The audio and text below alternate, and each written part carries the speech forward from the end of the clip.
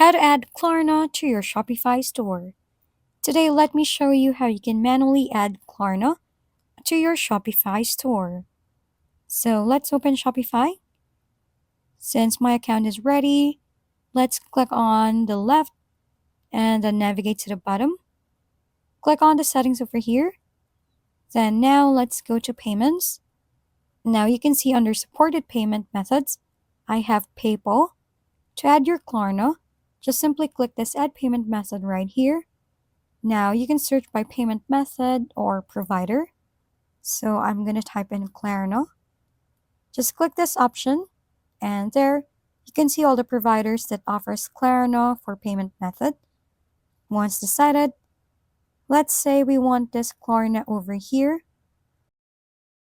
Now let's click on install and install once again. It will take you to the Klarna login page. Just simply log into your account and you're done. That's it for this tutorial. For more how-to videos, please don't forget to subscribe and hit the like button if this video has helped you. And don't forget to share your comments or suggestions in the comment box below. Thanks for tuning in and we'll see you next time.